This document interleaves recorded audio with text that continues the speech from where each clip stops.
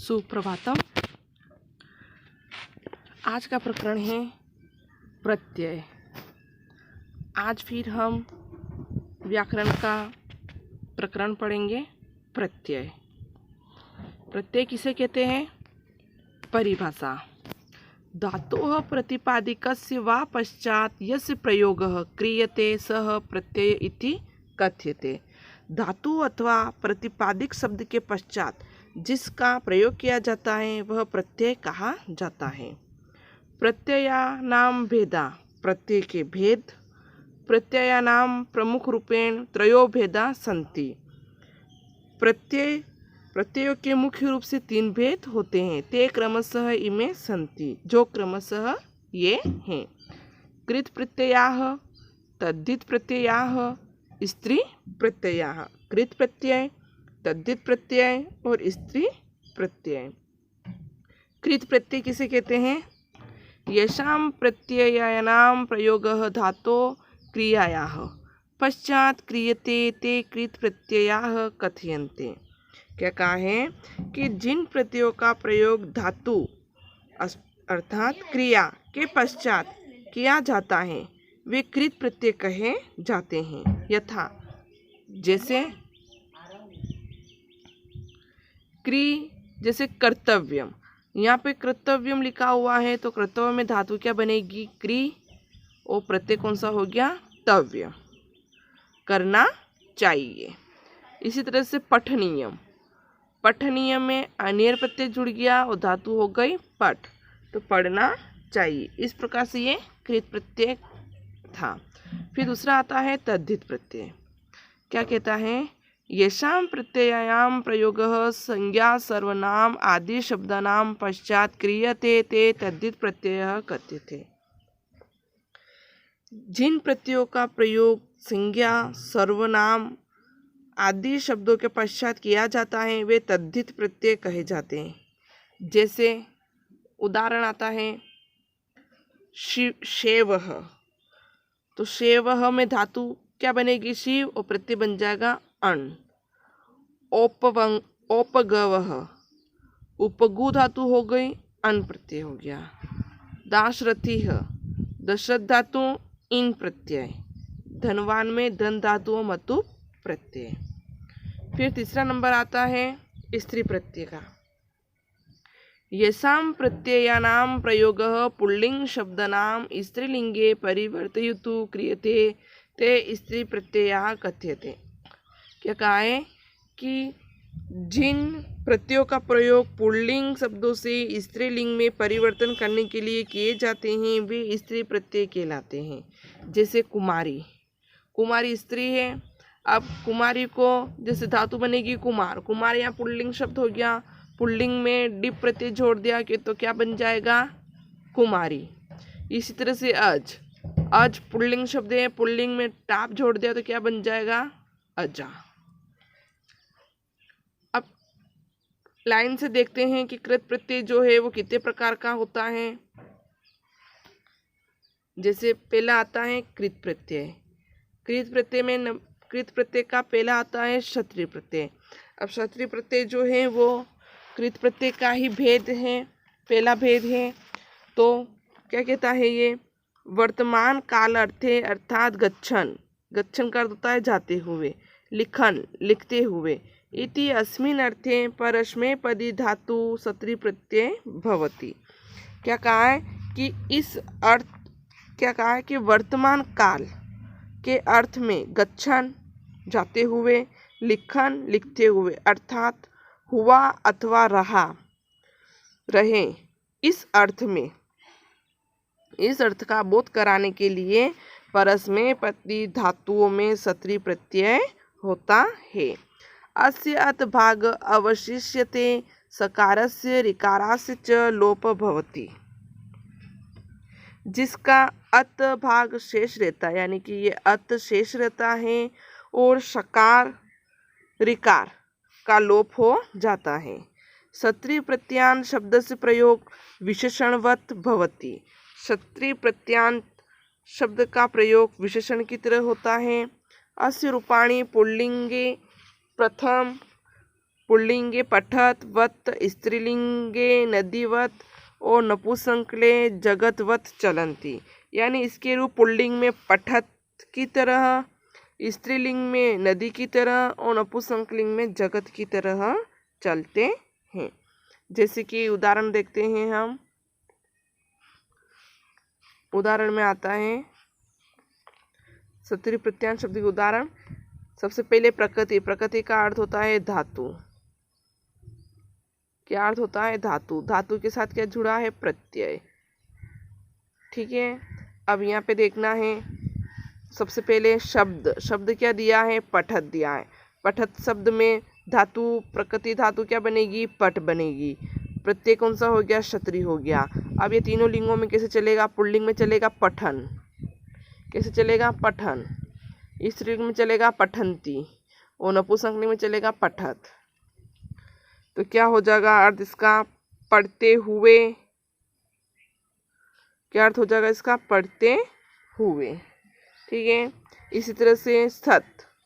सत में अस धातु हो गई, क्षत्रिय प्रत्यय हो गया। पुल्लिंग में सन, स्त्रीलिंग में सती और नपुंसकलिंग में सत।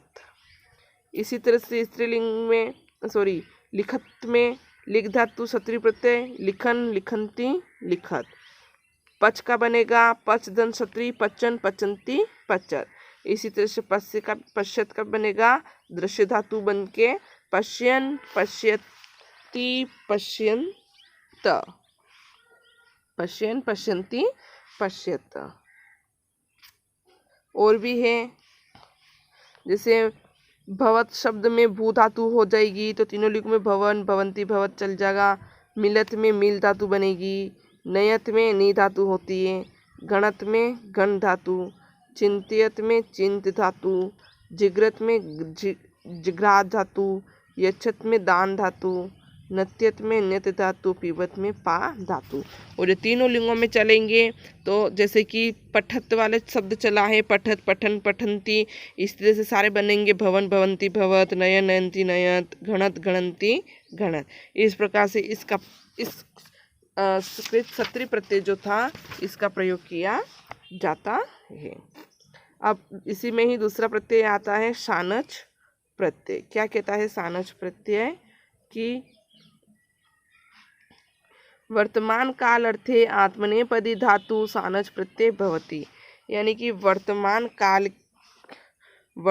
काल के अर्थ में आत्मनेपदी धातुओं में सानच प्रत्यय होता है। अस्य सकारस्य चकारस्य लोप भवति। इसमें इसके सकार और चकार का लोप हो जाता है। आनिति अवशिष्यते और अशेष रहता है। सानच प्रत्यान शब्द प्रयोग विशेषणवत होते हैं। सानच प्रत्यान शब्द का प्रयोग विशेषण की तरह चलते हैं। अस्य रूपाणि पुल्लिंगे रामवत, स्त्रीलिंगे रमावत, नपुंसकलिंगे च फलवत चलन्ति। इसके रूप पुल्लिंग में राम, स्त्रीलिंग में रमा और नपुंसकलिंग में फल की तरह चलते हैं। जैसे उदाहरण देख लेते हैं। प्रकृति वही धातु, फिर प्रत्यय, पुल्लिंग, स्त्रीलिंग और नपुंसकलिंग। अब जैसे शब्द बनता है सेवा, तो सेवा हुई है तो सेवा में धातु क्या बनेगी? सेव। प्रत्यय क्या जुड़ेगा? सानच। तो पुल्लिंग में क्या बनेगा? सेवमानः, स्त्रीलिंग में सेवमाना, नपुंसकलिंग में सेवमानम। अर्थ क्या हो जाएगा? सेवा करते हुए। क्या अर्थ हो जाएगा? सेवा करते हुए। जहाँ पर इसमें एक ये भी है कि इसका क्या शेष रहता है? आन शेष रहता है। क्या शेष रहता है? आन। कहीं कहीं पर हमें मान भी मिलता है। क्या मिलता है? मान। जैसे यहाँ मिला है सेवमान, सेवमाना, सेवमानम। तो यानी कि इसमें मान में क्या आ रहा है? आन आ रहा है। तो जहाँ पर आन मान शेष रहता है वहाँ पर भी सानच प्रत्यय का प्रयोग किया जाता है। इसी तरह से पाँच होता है। पाँच में पच धातु, सानच प्रत्यय क्या बन जाएगा? पचमान, पचमाना, पचमानम। मोद्य, मोद्य में मुद्य धातु हो गई, सानच प्रत्यय। मोदमान, मोदमाना, मोदमानम। इसी तरह से विद्या, विद्या में विद्य धातु सानच प्रत्यय बनेगा रूप विद्यमान, विद्यमाना, विद्यमानम। वर्तमान, वर्तमाना, वर्तमानम में वृत्त धातु। फिर इसी तरह से कंप धातु में सानच जुड़ा तो कंपमान बन गया। भास में सानच जुड़ा तो भासमान बन गया। मन में सानच जुड़ा तो मन्यमान हो गया। इसी तरह से म्रिय, म्री धातु जुड़े, म्री में सानच जुड़ा तो म्रियमान। शुभ में सानच जुड़ा तो शोभमान। ये सारे तीनों कालों में तीनों लिंगों में इसका प्रयोग किया जाता है। अब अगला आता है तीसरा प्रत्यय तव्यत प्रत्यय।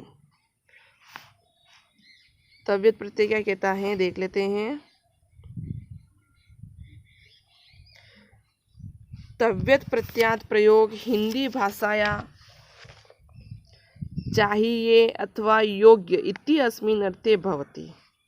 अस्य तव्य भाग अवशिष्यते, तकारस्य च लोप भवति।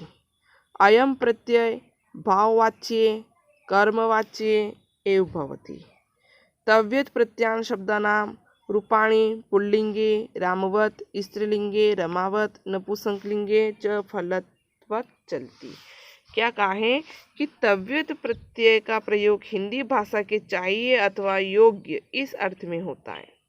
इसका तव्य शेष रहता है और तकार का लोप होता है। यह प्रत्यय भाववाच्य में अथवा कर्मवाच्य में ही होता है। तव्यत प्रत्यान शब्दों के रूप पुल्लिंग में राम, स्त्रीलिंग में रमा और नपुंसकलिंग में फल की तरह चलते हैं।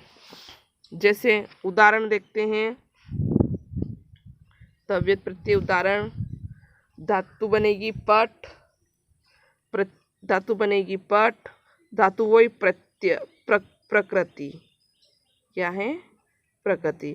तो धातु बनेगी पट, प्रत्यय बना तव्यत, पट में तव्यत जुड़ा तो क्या बन गया? पठितव्य। स्त्रीलिंग में पठितव्या, नपुंसकलिंग में पठितव्य। और अर्थ क्या हो जाएगा? पढ़ना चाहिए। इसी तरह से एध में तव्य जुड़ा एदितव्य, एदितव्या, एदितव्यम। भू में तव्य जुड़ा भवितव्य, भवितव्या, भवितव्य। होना चाहिए, दा से देना चाहिए तो दातव्य, दातव्य, दातव्य। करना चाहिए कर्तव्य, कर्तव्या, कर्तव्य। इसी तरह से आगे देखते हैं तो क्री, नी, ग्रह, चूर, जी, दृश, नम, रक्ष। इसी तरह से ये उदाहरण पूछते हैं। इसमें रक्ष धातु, पक्ष धातु वेरी इम्पोर्टेंट है। अक्सर इसी में से ही ये दोनों पूछे जाते हैं। वैसे एक देखेंगे तो समझ में आ जाएगा, इसलिए ज़्यादा नहीं बता रही हूँ। 3-4 उदाहरण ही बताऊंगी, बाकी वैसे इसमें दे रखा है तो आप उसका अध्ययन करेंगे तो वैसे ही आपको आ जाएगा। अगला आता है चौथा प्रत्यय अन्यर। सरल प्रत्यय ही है, बहुत इजी है। अन्यर प्रत्यय क्या कहता है? अन्य प्रत्यय तव्यत प्रत्यय समानार्थक अस्ति। अन्यर प्रत्यय तव्यत प्रत्यय का समानार्थक है। अस्य प्रयोग हिंदी भाषायाः चाहिए अथवा योग्य इति अर्थे भवति। इसका प्रयोग हिंदी भाषा के चाहिए अथवा योग्य अर्थ में होता है। अस्य अन्य भाग अशिष्यते रेफस्य च लोप भवति। इसका अन्य भाग शेष रहता है और र का लोप हो जाता है। अयम प्रत्यय कर्मवाच भाववाच्य भवति। यह प्रत्यय कर्मवाच और भाववाच्य में होता है। अन्य प्रत्यान शब्द रूपाणी पुल्लिंग राम, स्त्रीलिंग रमा, नपुंसकलिंग फल चलती। इस प्रत्यय शब्द के रूप पुल्लिंग में राम, स्त्रीलिंग में रमा और नपुंसकलिंग में फल की तरह चलते हैं। जैसे उदाहरण देखते हैं। उदाहरण में वही रूप चलेगा, धातु प्रत्यय, फिर तीनों धातु प्रत्यय, फिर नपुंसकलिंग का रूप। जैसे एद धातु, एद धातु में अन्य जुड़ा तो क्या बन गया? एधनियम। भू धातु में अन्य जुड़ा तो भवनियम। भू, इसका भी अर्थ वही होना चाहिए या होने के योग्य में। पट में अन्य जुड़ा पठनियम। दा में अन्य जुड़ा दानियम। क्री में अन्य जुड़ा करणीयम। क्री में अन्य जुड़ा करणीयम। चूर में अन्य जुड़ा चोरणीयम। दृश में अन्य जुड़ा दर्शनीयम। रक्ष में अन्य रक्षणीयम। पच का अन्य पचनीयम। हस का अन्य हसनीयम। घम का नियर घम नियम। तो क्या अर्थ हो जाता है इनका? होना चाहिए, पढ़ना चाहिए, देना चाहिए, करना चाहिए, रक्षा करने के योग्य में, बचाने के योग्य में, हंसने के योग्य में, चाहिए और योग्य अर्थ इन दोनों में ही इस प्रत्यय का प्रयोग होता है। तो ये तो थे हमारे कृत प्रत्यय जिसके अंदर क्षत्रिय, सानच, तव्यत, अन्यर आदि प्रत्यय का प्रयोग किया गया। अब दूसरा प्रत्यय आता है तद्धित। तद्धित प्रत्यय जो है ये प्रत्यय का दूसरा रूप है ये, और इसके अंदर सबसे पहले आता है मतुप प्रत्यय। मतुप प्रत्यय सानच प्रत्यय की तरह ही है। क्या कहता है? तदस्य अस्ति, वह इसका है अथवा वाला, अथवा अस्मिन् इसमें इत्यर्थे तद्धितस्य मतुप प्रत्ययः भवति। अस्य मत भाग अवशिष्यते, उकारस्य पकारश्च लोभो भवति। मत इत्यस्य स्थाने क्वचित् वत् इति भवति। मतुप प्रत्ययान् शब्दानां रूपाणि पुल्लिंगे भगवत् स्त्रीलिंगे प्रत्यय संयोज्य नदीवत् नपुंसकलिंगे च जगतवत् चलन्ति। इदमत अवगन्तव्यम्। क्या कहा है कि वह इसका है अथवा वाला अथवा इसमें, इन अर्थों के योग में तद्धित मतुप प्रत्यय प्रयोग होता है। इसका मतुप प्रत्यय का मत शेष रहता है और उकार तथा पकार का लोप हो जाता है। मत के स्थान पर कहीं वत भी होता है। मतुत प्रत्यान शब्दों के रूप पुल्लिंग में भगवत, स्त्रीलिंग में दीप प्रत्यय जोड़कर नदीवत और नपुंसकलिंग में जगत के तरह इसके रूप चलते हैं। जैसे देखते हैं उदाहरण के तौर पर, तो उदाहरण क्या दिखाता है इसका कि प्रकृति यानी धातु है धन, मतु प्रत्यय धन में मतु जुड़ जाएगा तो बन जाएगा धनवत। पुल्लिंग में धनवान और स्त्रीलिंग में धनवती। तो कैसे लिखेंगे? धनवान, धनवती, धनवत। एग्जाम में पूछेंगे अधोलिखित प्रत्यय शब्द धातु प्रत्यय लिखत, यानी कि अधोलिखित शब्दों में धातु और प्रत्यय लिखिए। तो आपको दे देंगे धनवत। अब धनवत आपको दिया है तो आपको सबसे पहले ये ध्यान रखना चाहिए कि मतु प्रत्यय में क्या शेष रहता है? मत शेष रहता है। क्या शेष रहता है? मत शेष रहता है। अब मत शेष रह रहा है तो हमें यहाँ पे मत दिख रहा है, मत का वत होता है ना। अब मत शेष रह रहा है तो पहले धातु देखनी, धातु क्या बनी है इसकी? धन धातु बनी है। क्या बनी है? धन। प्रत्यय क्या जुड़ा है? मतुप जुड़ा है, तो रूप बन जाएगा धनवत। अधिकांश नपुंसकलिंग के ही रूप परीक्षा में पूछे जाते हैं, लेकिन कहीं कहीं पर कभी स्त्रीलिंग पुल्लिंग भी पूछ ले तो हमें इन तीनों रूपों को अच्छे से कंठस्थ करना होता है। फिर गुण में मतुप जुड़ा तो गुणवत, गुणवान, गुणवती। रूप में मतुप जुड़ा रूपवत, रूपवान, रूपवती। वेरी इंपॉर्टेंट है। ज्ञान में मतुप जुड़ा ज्ञानवत, ज्ञानवान, ज्ञानवती। इसी तरह से स्पर्श, फल, हिम, गो, श्री आदि का प्रयोग किया जाता है। फिर इसी में दूसरा प्रत्यय आता है इन या ठन प्रत्यय। ये क्या कहता है कि अतः इन ठनो अकारांत प्रतीकादित तदस्य अस्ति, वह इसका है अथवा इसमें इत्यर्थे इठिन्नो प्रत्यय भवति। क्या कह रहा है ये कि वह इसका है अथवा इसमें अर्थ में अकारात संज्ञा शब्दों से इन ठन प्रत्यय का प्रयोग किया जाता है।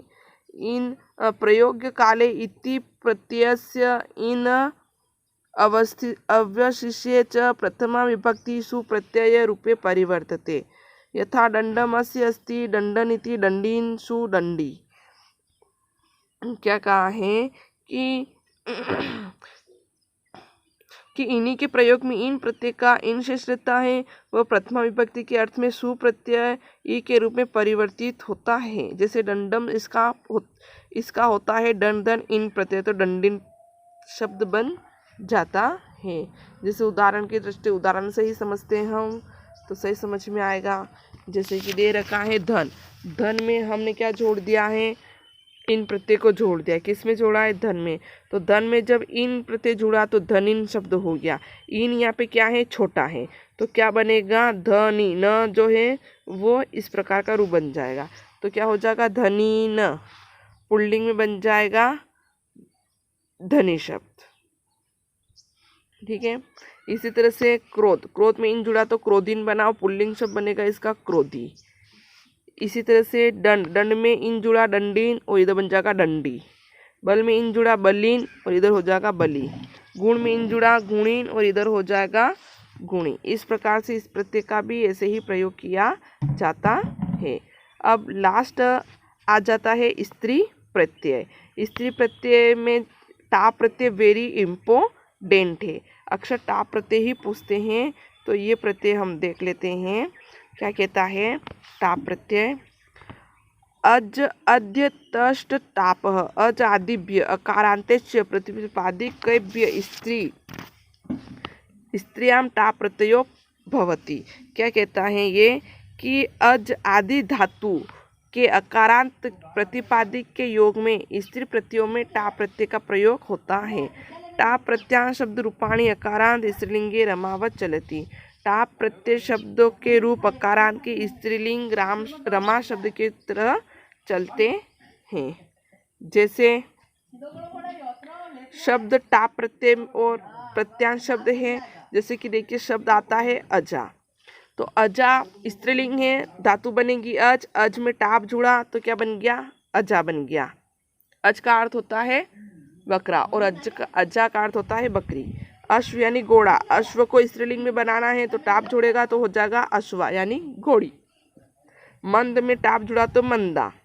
ज्येष्ठ में टाप जुड़ा तो ज्येष्ठा। कृपण में टाप जुड़ा तो कृपणा। शूद्र में टाप जुड़ा शूद्रा। चटक टाप जुड़ा चटका। वत्स टाप जुड़ा वत्सा। कनिष्ठ टाप जुड़ा कनिष्ठा। इस प्रकार से टाप प्रत्यय का प्रयोग किया गया। उसके बाद आता है डी प्रत्यय। तो डी प्रत्यय इतना इम्पोर्टेंट नहीं है, फिर भी देख लेते हैं हम इसे। क्या कहता है डी प्रत्यय, ज़्यादा हमें डिप में नहीं जाना है। तो क्या कह रहा है ये कि ऋकारांत और नकारांत, ऋकारांत और नकारांत शब्दों में स्त्रीलिंग बनाने के लिए डिप प्रत्यय का प्रयोग किया जाता है। जैसे उदाहरण देख लेते हैं। कर्त्री धन डीप, कर्त्री में डिप जुड़ा तो कर्ती बन गया। कामीन में डिप जुड़ा तो कामिनी। डंडी में डिप जुड़ा डंडिनी और राजन में डिप जुड़ा रागी। रागी का अर्थ रानी। इस प्रकार से ये जो प्रत्यय थे, जिस तरह से प्रत्यय आपको बताए गए हैं, वेरी इम्पोर्टेंट थे परीक्षा की दृष्टि में। आप अच्छे से तैयारी करना इस प्रत्ययों की। आज का जो ये प्रत्यय वाला टॉपिक था समाप्त हुआ। इसके इम्पोर्टेंट प्रश्न जो हैं मैं आपको बता दूंगी। धन्यवाद।